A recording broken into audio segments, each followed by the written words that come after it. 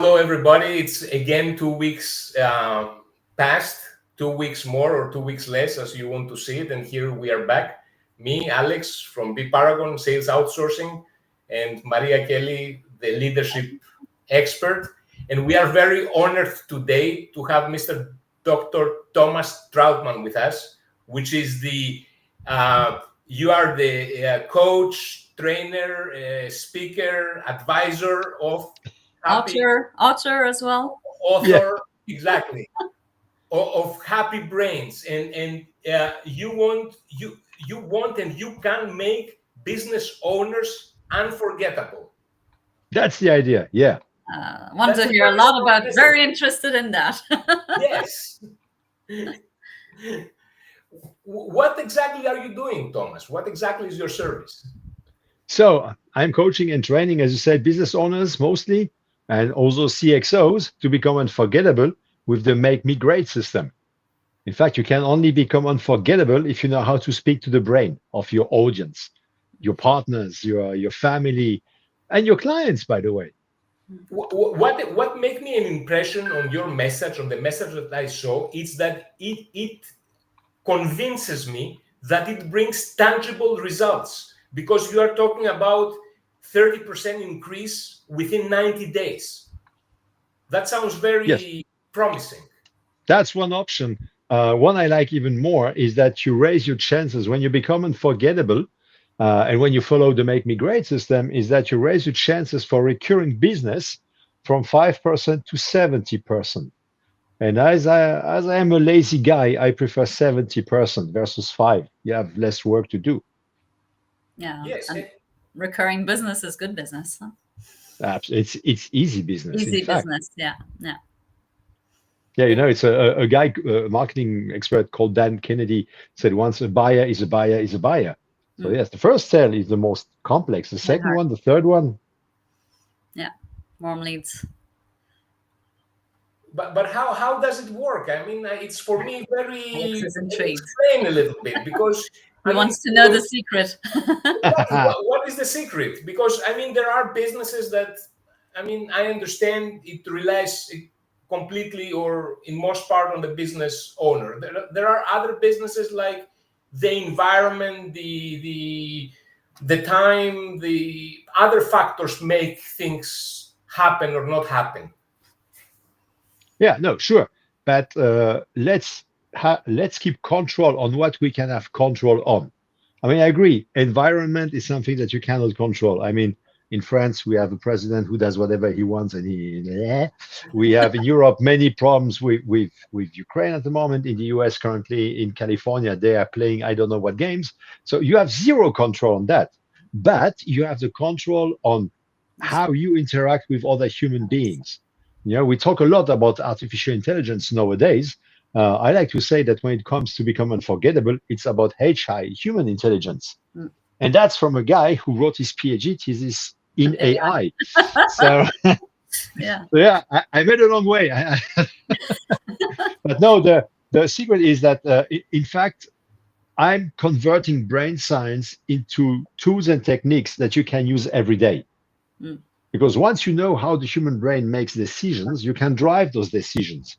And it's all based on my model called the ethical persuader, which is about ethical persuasion. And ethical persuasion is about getting from the people the decisions you want while they make the decisions they need. And that's all connected to the part of the brain making the decisions. You have to trigger one specific element, and that's why you become ethical. And when you're talking about ethical, it makes me think, like, where do you draw the line between the manipulation and the influence? I don't use manipulation. I don't use influence as words. I use on purpose ethical persuasion. And in fact, what's funny is that the model is called the ethical persuader. Okay. And in the British slang, a persuader is a gun I put on your head to make you do whatever I want. But we use an ethical persuader. Okay. The line is that I help people get decisions while helping others to remove something that rises. In fact, every decision, let's dive a little bit. Every human decision is based on something called a subconscious frustration. So you either keep selling, persuading in a very rational way. Oh, we should go to the movies because that's a great movie, la la la la la, which is very rational. Instead of you are going to spend some quality time with me, which is not rational, which becomes it's called Emotional. primal because we are talking to the primal brain. Mm. You just mentioned emotional, and emotions are managed by the primal brain. Yeah. So we all have subconscious frustrations. We have many subconscious frustrations. You just have to find the one that is connected to the decision you want to get. And if you do it properly, you remove that subconscious frustration. That's where it becomes ethical. If not, you can do influence because you are hammering a message, and the brain by default goes, oh, okay, I'm buying now, just Yeah. to get rid of you, or it will kill your own resources at that time. Because as I always say, rational selling is killing your resources because, that's another point of the brain. When the brain makes a decision, making a decision costs the brain a lot because we are making, if I remember well, 35,000 decisions per day. You are only aware of 0.2% of those. So you can imagine that there are many decisions that are running. And here you come, Maria, for example, and you want a decision from me. You're adding one decision. So my brain has to stop existing processes. And to make the decision, it needs to get a gain. It needs to gain something. So there is even a guy who measured it.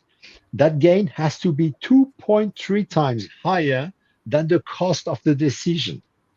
So Yeah. if you are keeping being rational, I'm going to ask for a rebate. I'm going to ask for a longer test period.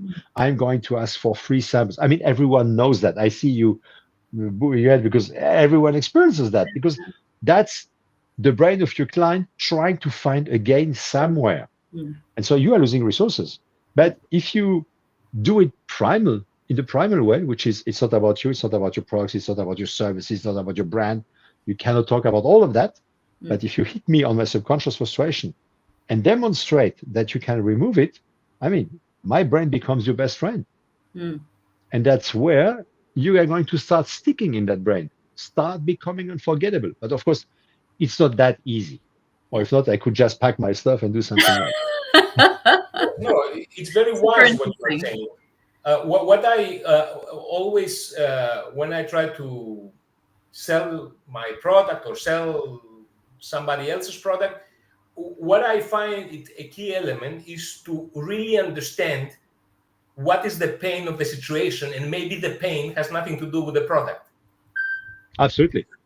So that is a key element. So we Yeah. talk about the product, but the real reasons why somebody wants that service, that solution, are completely different. And once somebody has the human skills or the empathy, the understanding of to define what is the problem, then you can sell also the service.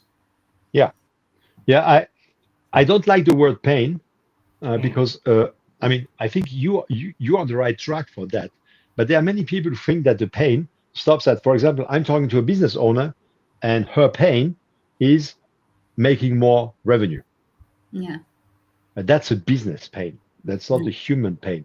The pain maybe, and stay with me because it's very primal, okay?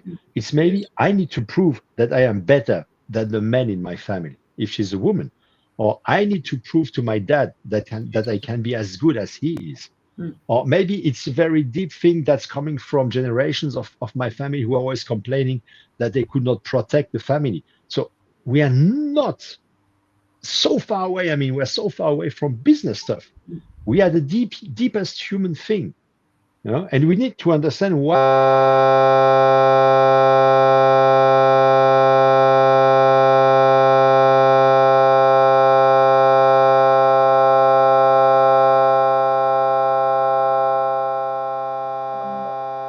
You I hear the don't noise? know now, but it's gone now. It's gone? Okay. Back? But We we didn't don't hear hear the you end of now. your sentence, sorry. Yeah, this was We lovely don't with hear you now, technology. Thomas. I'm getting Yes, now, some now. technology. So I don't know what you missed. Where I was. You were talking about the deep motivation, actually, that the reason why they actually want to make that money would be more than just actually getting money for the business, but actually maybe needing to prove something to someone or overcome some sort of limiting belief. Exactly. And so you have to find those subconscious frustrations related to what you are selling. And then you have to communicate in a very specific way, etc., etc. So that's the idea. Because in fact, the brains in front of you are shouting at you, make me great. It's not sell me something, it's make me great. That's why the system is called make me great. You have to make your brain great, but you have to think that the brain in front of you wants to be great. Yeah. And as it's a primal brain, the first function of the primal brain is survival. It's its own survival. It doesn't care about you. It couldn't care less about you. So most people come and talk about their products, services, that. So the brain in front of the decision maker just shuts down and says, okay, when you are done, give me a call. And then I say goodbye. Yeah, but I find, I mean, you're a coach, so my experience also as coaching people is often people come to you and what they tell you their problem is, they don't know themselves. And it's often when you start working with them, like a few sessions in, that you actually realize that what they were telling you the problem was, and what they thought their whatever pain or blocking or whatever is actually not that. It's completely different, something completely different. So that's right. Coaching is a lot about asking questions. It's not about telling them something. It's asking questions, a lot of questions, and then having them come. I love it when they say, I'm always scared when I get on the call with you, Thomas, because I know have all these questions. Yeah, you have the questions. You are going to hold me accountable. I haven't done my homework, so I'm scared. But no, but it's good. The more scared you are, the more you are learning stuff. So that's good. Alex, I feel like you have a question that you want to ask. I have a question. And the question for me, Thomas, is this. Because what I notice when I received coach or when I train people is that one thing is that you deliver the information is delivered. And another thing is that this information delivered really brings change in your life. How you manage to change people's lives because I believe you need to change the mindset that they have, right? And this cannot be done. I mean, you can read a book, okay, you read it, you understand it now. How this book is going to change your life, that's a different story. Yeah, I mean, I'm working with, every coach has a coach and has a mentor and so on. And I love something from mine, who is Grant Cardone. And he says, in every book, there is a little golden nugget. So if in your book, someone gets just maybe one sentence that's going to have an impact, you already did a good job. No, but it's sure. You can try it on your own. It will take some time. It will take energy. It will take money and so on. You can work with someone. That's why guys like us are here to help others, because we are going to get you on the path of that you have decided to become a better self. But we are not going to do it for you. You have to do it. I always like that image. I always say that to every of my mentees when we start coaching is, you are in the swimming pool swimming. I'm standing on the side of the swimming pool. I may ask you things. I may give you information to help you swim faster and longer, but I'm not going to swim. Okay. So that's the whole thing is, at once, there have been studies made on how people retain information and so on. The best way to retain information is by teaching that information. But the second or third best way is by experiencing. So if you want people to learn your stuff, they have to try it. And I know that the Make Me Great system takes you, and it's a 180 degrees switch of how you are thinking and how you are driving decisions, because you can no more be rational. It's not working. But it takes time. I mean, usually when I work with a company, we do the workshop, and then there is an implementation coaching for X weeks, because that was a request from my clients, because they noticed that they get the tools, they think about it for 28 hours, 48 hours later, they start to go back to their old self. They know it's working, but still they are scared because it's so different. And recently I had one of my mentees from one group, from a company. He said, Thomas, I finally dare to try it, and it's working. I mean, I went with a set of clients I never met. I didn't talk about myself, the products, the company, the services. I just listened and asked questions. And at the end of the meeting, they said, "We're going to work with you because you care." That just triggered something in the brain. I said, "Yeah, it's fantastic." And since then, it made his life easier somehow.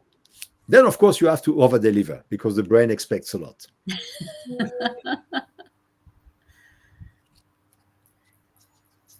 And who receives the training mostly? What are there? Independent businessmen, entrepreneurs, or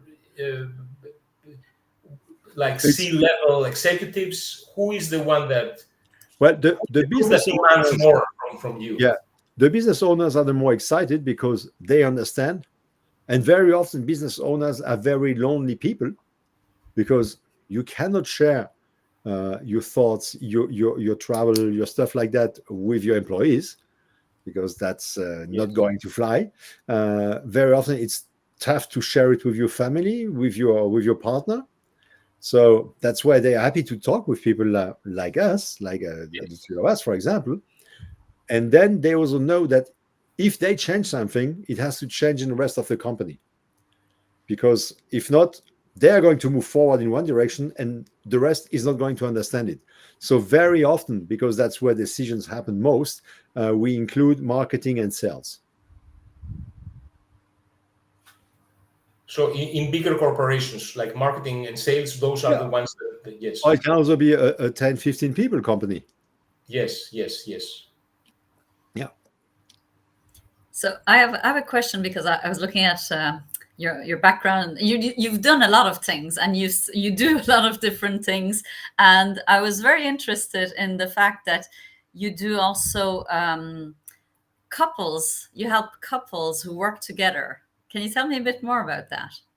Yeah, in fact, while I was creating the Ethical Persuader, as I'm married, and I thought, okay, they are still divorce lawyers, they are still couple therapies, so which means that we haven't solved anything over the years. So, and as I'm a very basic guy, I said, okay, let's go back to basics. How does the brain work? And male and female brains don't work the same way.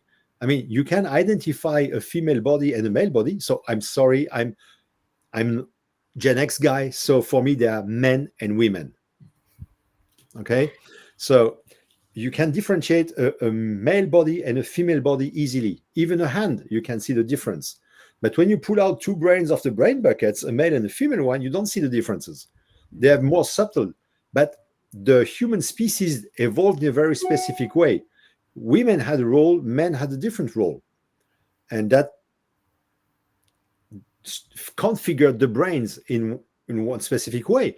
Our eyes are different. Our eyes are configured differently. Female eyes see more colors than male eyes. Male eyes are better at night vision than female eyes. Female eyes have a broader vision field than male eyes. All that comes from the evolution. And the same thing for the brain. We are not equals. We are complementary. We are specific roles. And our brains, having stopped evolving between 100,000 to 50,000 years ago, our brains are still running those processes. That's where it becomes a bit dangerous for us, because you take only, for example, the fight-flight process, which made a lot of sense 50,000 years ago, when you're living in a cave and a big animal was jumping on you, or some enemy was trying to kill you. It made a lot of sense. I mean, you need more adrenaline. You need a faster breathing rate, faster heart rate, because you have to pump more blood in the muscles. You have to put cortisone in the limbs so that you feel less pain. You have to remove blood from the same limbs so that you bleed less if you get hurt, etc. There is so much happening. At that stage, it made a lot of sense. That fight-flight process still runs today, and you can trigger it with just a few words. And animals have an extremely great control on the fight-flight process. I mean, I love horses. You can see a horse going into panic just on the snap of a finger because they live in permanent fear. But in a few seconds, the same horse is cool like a cucumber and is eating grass. While when you have your fight-flight process starting, it can run for hours and sometimes days. So That's one thing. And then you have all the differences. And once you know what the differences are, language, we don't handle language the same way. We don't use the same words to express the same thing. Men are very precise because we handle language in the left side of the brain. Women have a more broader language because they manage the language in the whole brain. So they don't need to be that precise. I always love I always say my wife and I are the perfect prototypes of a man and a woman. So when she comes home, she will say, wow, the house is disgusting. I will just say, oh, the dog's lost some hair. We want the same message, but it's not the same thing. Or it's when she comes home and asks, can you change the light bulb? Up there, of course I can change the light bulb. And then here starts a fight because the light bulb doesn't get changed because she wanted the light bulb to He get wants changed. you to change it, but she hasn't said. And he thought that she thinks he's an idiot because he cannot change the light bulb. Change the light bulb. In fact, it's just, can you please change the light bulb now? Yeah. No problem. See? So there are many, many differences. So, and that helps in your personal relationships and also at work. And so you've created a program around that, or what have you been Yeah, doing? it's called Neurocouple. Okay, interesting. And it's to help couples who work together on the same business or entrepreneurs. Not especially, no. No, it's for anything. Yeah, I mean, you are still a couple, even if you work together. Yeah. No, I was wondering if it was specifically for people starting a business together, because I think there's more and more people doing that. I'm seeing more and more, so that's why I was intrigued if it had anything to do with that. Yeah, well, as a man, I resonate more with male entrepreneurs, of course, but I always enjoy working with women because there is a difference, and you learn from that difference. Yes, there is. Yes, absolutely, and I find it in my organization. I mean, I want both. I want to have both men and women because as you said, it's complementary. If it was only men, I don't know. I feel we would miss something. Yeah. You know, sometimes something would be missing. So yes, and I like that. And through my career, I met fantastic salespeople. I mean, female salespeople that were way better than males. And I have also the feeling, depending on the role and maybe I don't want to say the product because for me the product is not that important, but it's a different approach. So I sell through a specific way. Other people sell very successfully through their own way, which is not mine, but it works. Yeah, it's in fact, when you want to become unforgettable, it starts by there are 5 steps. The first step is to know who you are, what makes you unique, what makes you going to stick in the mind in front of you. And when you think about it, I mean, I do that in my workshops as people try to figure out who you are. No, it's not that easy. But it took me 50 years to understand who I am. So what makes you unique, really unique, you know? We're 8 billion people or so on Earth, but every one of us is a very unique person. So what differentiates you from the 7,999,000 other human beings? So that starts with that. So you are not going to resonate with everyone. There are some people, you know it from the moment you meet them, it's not going to fly. Yeah. No, you can insist. Yes. After a while, just hand it over to a colleague, you know. Yeah, there's a thing, you know. And if you want some numbers, I mean, right now there are 2% of your market, the market you are acting on. There are 2% who need you now, who have that subconscious frustration that needs to be removed now. Okay. They will love you because you did it. So they will start to join. That's one of the 5 steps. They will join your tribe because human beings are a tribal species. We evolved as a tribe. We cannot live alone. So in that case, you become the leader of that tribe. You are part of many tribes. Your family is a tribe. Your church is a tribe. Your sports club is a tribe. Your company is a tribe. The division or the division you are in the company is a tribe. So you're part of many tribes. You can be a leader or a follower. When it comes to become unforgettable, you create a tribe you are the leader of. So those people, those 2% are super happy to join your tribe and will bring more people in the tribe. That's where your 70% chance that I mentioned at the beginning starts. because not only will you sell them more, but they bring you more clients to sell too. And you have to nurture that tribe, of course, because the tribe expects a lot from you. Then there are 38% who, in the future, may need your help. At the moment, that subconscious pain is not that a problem. They can live without it. But they will join you over the time. That's why, you need to do a lot of following up. It's an art. You have to become a pain. People are scared to follow up. But in fact, the first interaction happens between the 5th and the 12th call contact event. Grant says the 8th. I say between 5 and 12. So most people follow up twice and then they give up.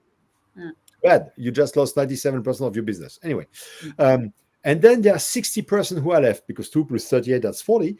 60% of your market will never work with you. They will not resonate with you. They will not like who you are. You are not going to like them. They're going to be what they call in English the tire kickers, They are just going to waste your time, your energy, everything. The problem is that it's 60%. Most people run after that big part of the pie and get exhausted running after those people. When you should run after 2%. 2%, that's not that much.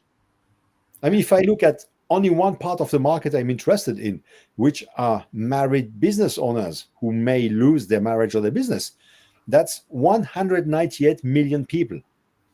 Not that much. If I take 2%, it means that I have to handle 3.8 million clients. I'm super happy to work with 3.8 million clients, but I'm going to die before I can help them all. And so when you make some calculation, as Grant would say, do the math. Then you see that everything is possible. Absolutely. I mean, it's I agree in everything that you say. If somebody, Thomas, want to get in touch with you, want to get to know more about you, how you can help them, how he can reach out to you, what should he do? The easiest way is to get me on LinkedIn. Yes. I mean, there are a few Thomas Trautmann, but there is only one who is bold and who holds a brain. That's me. I love your banner. I love your banner. That goes really cool. Yeah, really nice. Very intriguing. That's part of the thing that makes you unforgettable. Is the communication. Very good. Or they catch me through my website, which is happy-brains.com. Fantastic. Yes, I always follow you. I always receive your emails. I don't open all of them, but you are in my mind. You are unforgettable. I have to say that. Thank you. It's working. It's working. It's working. Happy. Absolutely. Excellent. Thank you very much, Thomas, for being with us today. Thank you. It was an honor to have you here in our live stream, and I really believe you can add real value to persons and to business as well. Yeah, I'm trying to. Thank you for